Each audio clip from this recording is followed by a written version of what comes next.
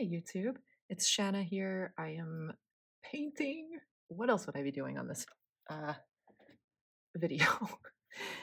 Yeah, apparently I need to learn how to have a less awkward intro, but I'm working on copying slash being majorly inspired by a Laura Horn painting, and this is the first layer of it. It's not done, but I'm really loving it, and so I thought, why don't I do another one? Because I know, like, she used these amazing granulating colors that I have, and I just wanted to play with the idea that she posted. So this is not my original artwork, but I'm trying to decide what size paper to use. Hers is like a portrait orientation, like the first one I showed you, but I love to work on a square. So I'm going to try this on a square. And I wasn't planning ahead on making a video, so I haven't taped my paper yet, but I will tape this since I am painting to the very edge. I do like to have that border if possible. Sometimes I tape off my paper and then whatever I paint doesn't go to the edge, but this one I know is going to, but it's all good if you do that. It's like sometimes you just things don't go the way you plan. I'm not big on planning necessarily. And actually, I don't really copy, so to speak, very often. But what I have learned is that doing this can lead you to something new of your own. So I don't at all have a problem with doing this. And so I'm going to go heavy in with the wet and wet.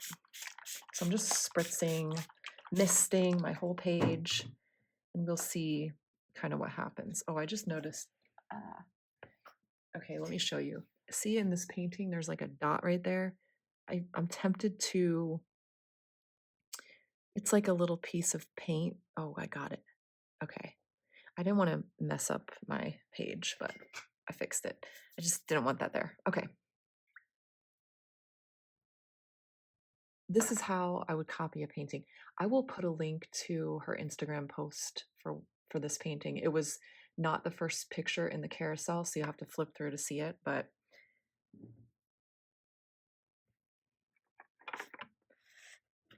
don't mind me getting sort of organized. This is my old palette and I've switched to this one, but I still use the old one because I'm like, I don't even know what this color is here.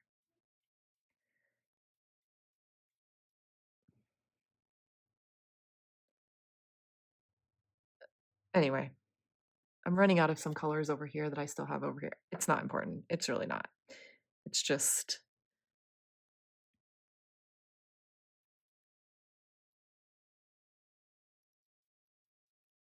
oh wow, what is happening? I don't even know.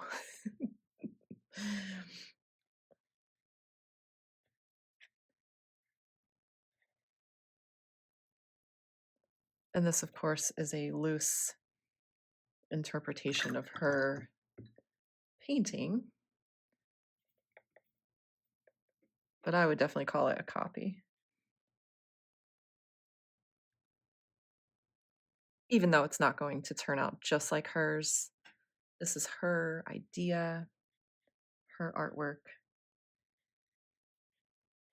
I can tell this one is already turning out a little different than the first one I did. I'm already expanding into my own version of it.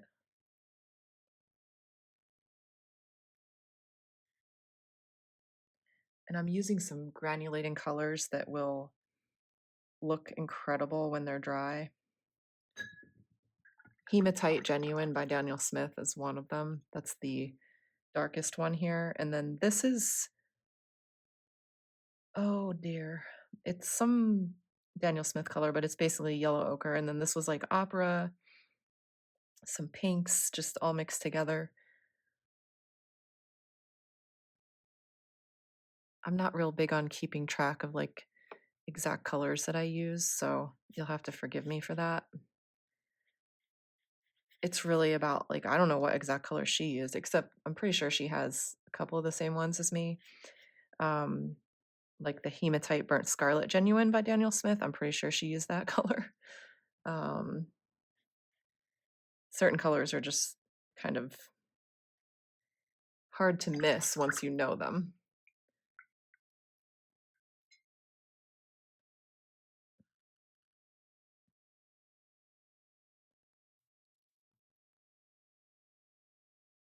I also don't do a lot of like wet on wet type stuff, so it's kind of nice. Kind of nice to do that.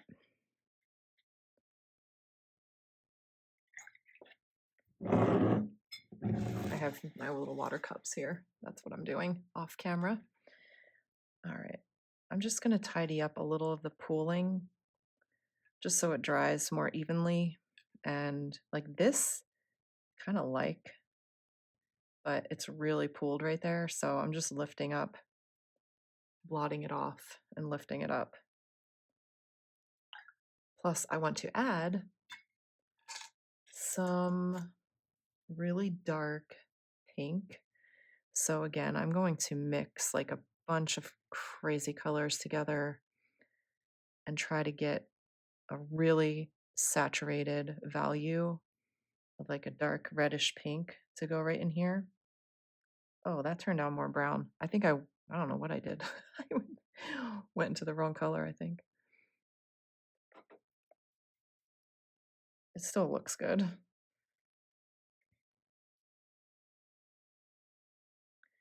And the sort of beauty of this is honestly just trying to resist the urge to overpaint and swipe back and forth a million times. Just let the paint do its thing, and you'll see that the results will be unexpected and quite beautiful.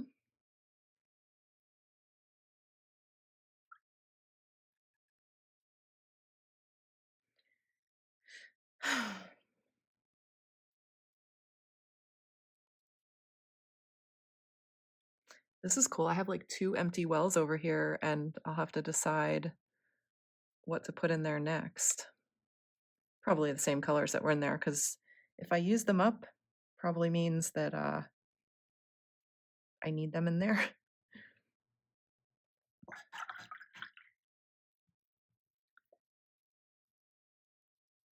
This is Payne's Gray, I think, here. For some reason, I have two wells with Payne's Gray. This one also has it. So I don't know really what I was thinking there, but I'm going to pop some of that in there.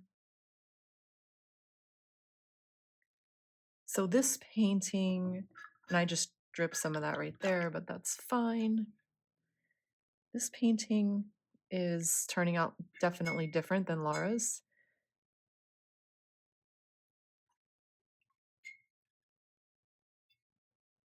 Which I like. I want it to be different. I also need a little more earthiness over here. Oh, wow, look at that. That's perfect. That's exactly what I wanted. I love how this paint is traveling up here, and oh, I almost forgot about the cool thing I'm gonna do here. All right, so I want to get, I'm just grabbing up all this paint.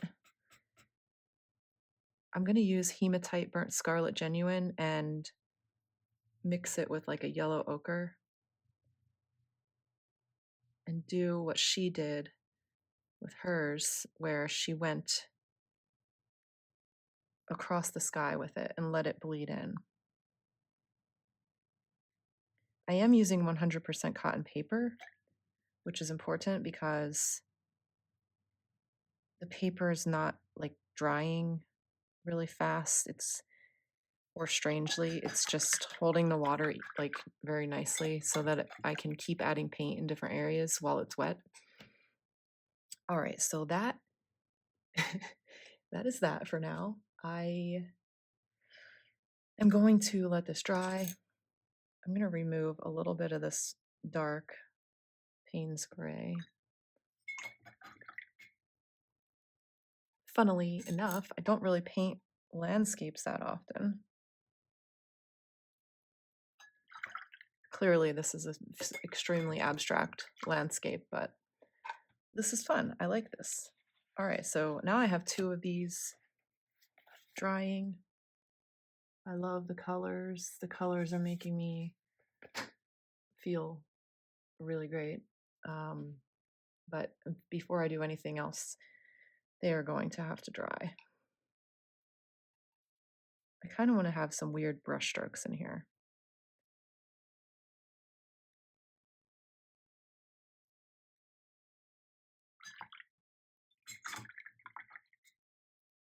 Okay. I am back. It is the next day. I had to abandon the art table yesterday to go get my kids and stuff. So I'm picking back up on my abstracts. I'm trying to get my water jars open. I don't know why I closed it so tightly. Okay. Mia! Hey, girl. I have two dogs, and one of them always follows me upstairs, and the other one she used to, but she doesn't so much anymore, but she actually came up. Oh, she's going back downstairs. Okay. This painting is one of my signature styles of abstract.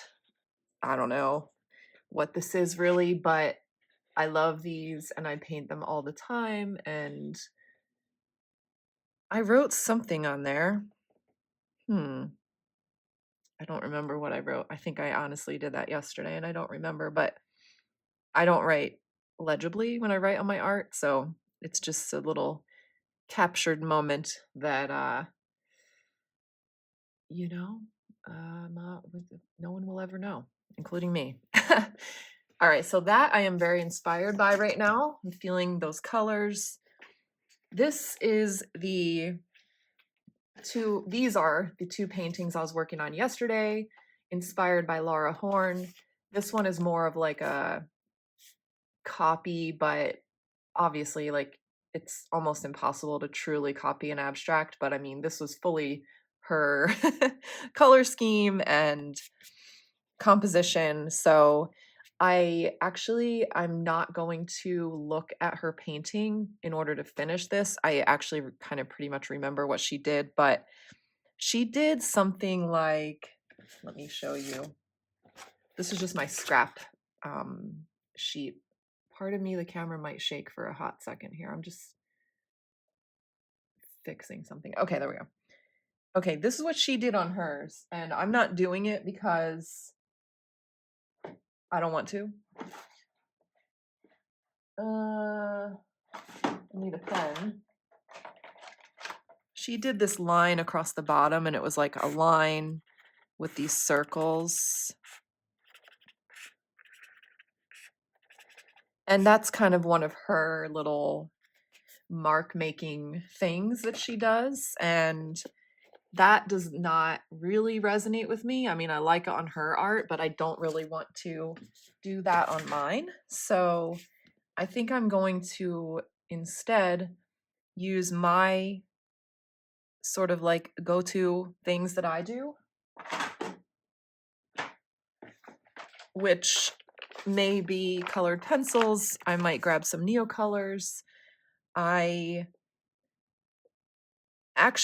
definitely going to splatter some more watercolor on these, but I think I'll wait and do it at the end because if I do that now, I'll have to wait for it to dry. And right now, I just want to make this video and show you what I'm doing. So anyway, I'm not going to splatter until the end. I think if I wasn't making a video, I might splatter it now and then do a mark making on it, but truthfully, it doesn't really matter either way.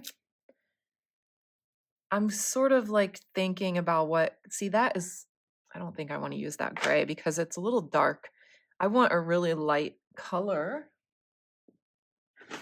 So I'll grab my colored pencils. I have like all my favorites here. Kind of wanting a grayish color. Oh yeah, here we go. This is like a warmer gray. What is it? French gray, 10% luminance. I'm not really thinking too hard about what I'm doing. Like, I'm not really planning it out. The one thing that she did on hers that I really liked that I'm totally doing is she took white. I want to say it looked like a Neocolor. Where is my white Neocolor, by the way? That is missing from my... Oh, I have another drawer of these. Here it is. Here's my white. She had this like white line going across. Okay, I'm gonna put this away because I don't really use those much. I really like her white line, but she kind of had it just like straight across, I think. But I think I'm going to make mine a little weird.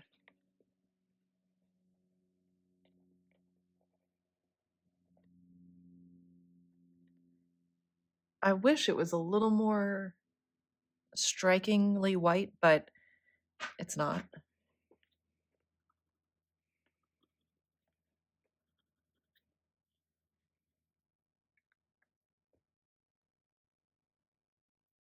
It's weird for me actually to just put one layer of watercolor down. I kind of want to put more layers. Let me try a white colored pencil on this one and see what that looks like.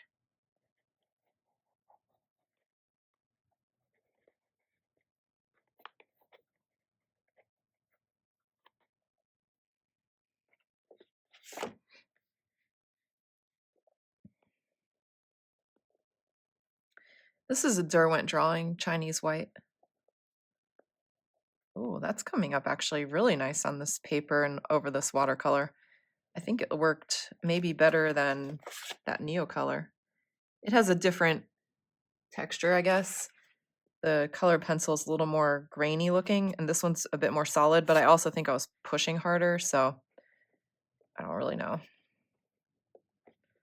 All right, so that is cool. I might do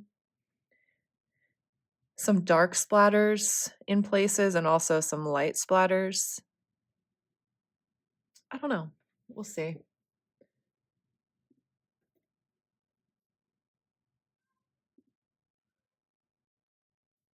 I'm looking at, I know I said I wasn't going to look at her image again, but I'm bringing it back up because I just want to see.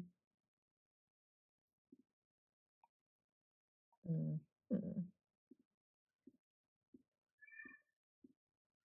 I don't know if you can hear my cat howling, but okay, yeah. I'm just looking at what she did, just out of curiosity. Um,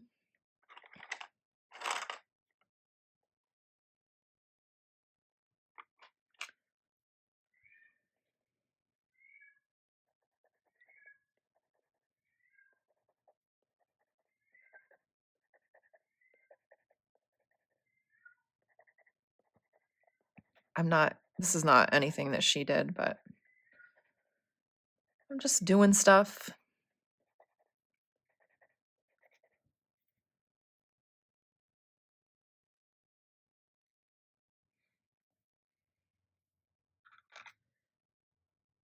I definitely need a dark color in here.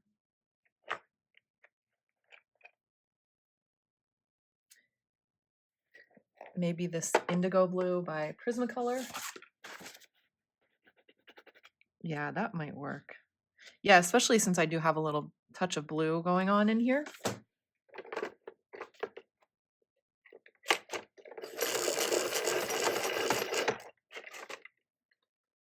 Oh yeah, and then I started this yesterday. after I was working on these, just because I was so inspired by the color palette. So that was just a one layer of paint there. Oh, and I know this was in the video in the beginning. I didn't talk about it. But I painted this floral yesterday. I haven't painted florals in a really long time, and I just felt like I wanted to. So I painted this, and I really wasn't sure about it when I was painting it. In fact, I thought it was terrible. But I like it now. I like it. It's kind of interesting, and I did put like a background in which kind of like muddied it up a little bit, but I didn't like it without the background. It was just too white or something. I don't know. So I did that.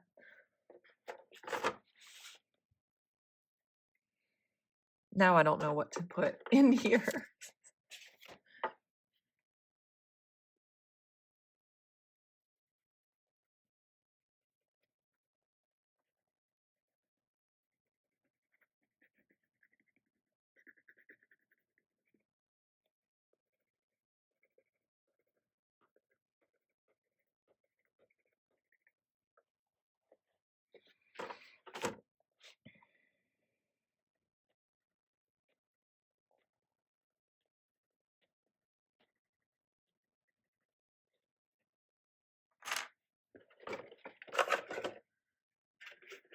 Okay, this is not going to be complete until I splatter some paint around.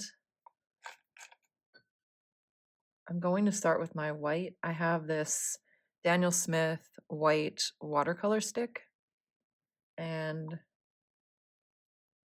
it's a pretty good white. So I'm just activating that on this palette that I have over here, and I'll splatter it.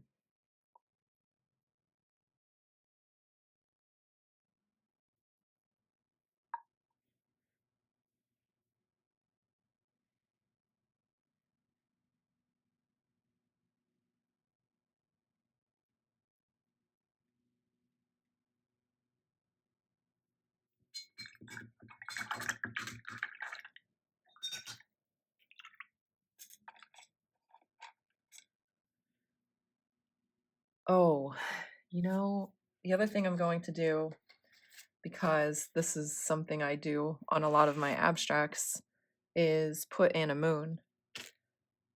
Also, this would look really good with some metallic layers, but I think I'll just do the moon.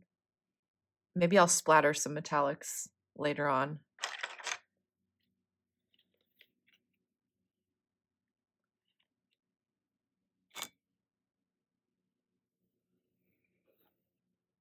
I'm using my gold pencil. Got to activate my gold watercolor.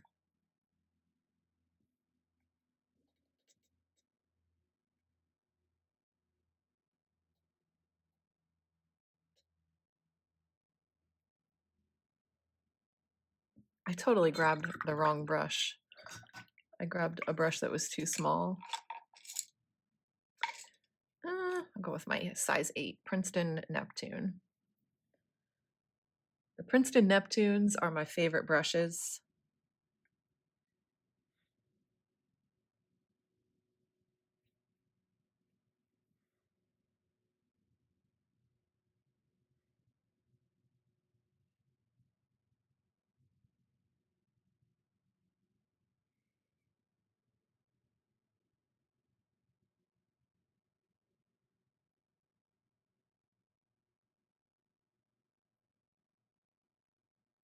I like that. I like the messiness of it.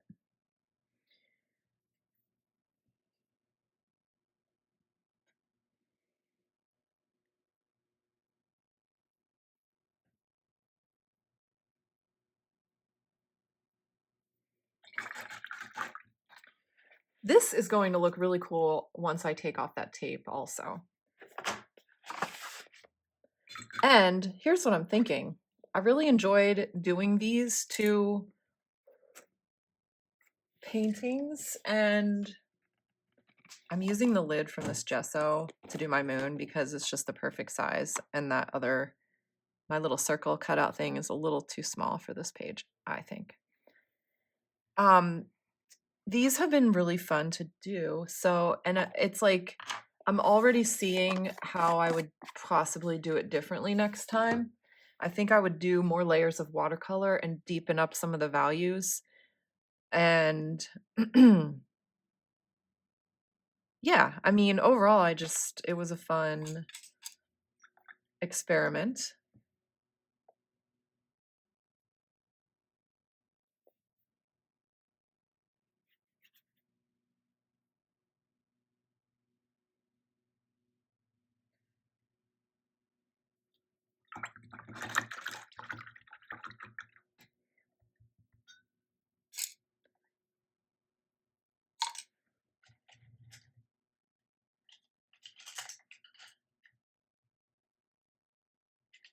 Ah, okay. I was looking for a little skinny brush, and I'm going to just do those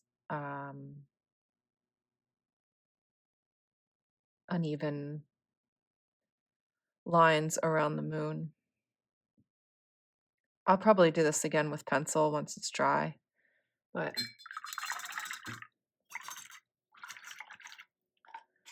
okay, so these definitely need to dry.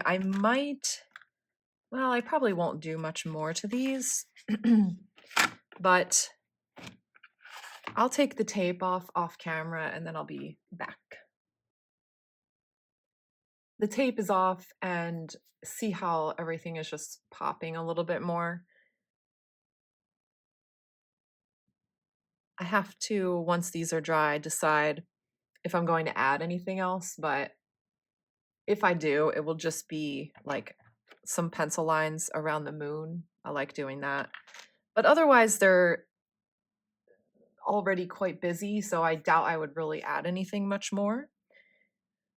Already, though, I am thinking about trying this again, but doing it a little more in my style. So I guess I could just, well, I probably should start a new video. I don't know how long this one is after I put all the clips together. So maybe I'll do a part 2 of how to, so this was like kind of how to copy and be like heavily inspired by someone else's work. And so the next video will be how to take the inspiration from what you've done into your own painting. So stay tuned for that. Thanks for watching.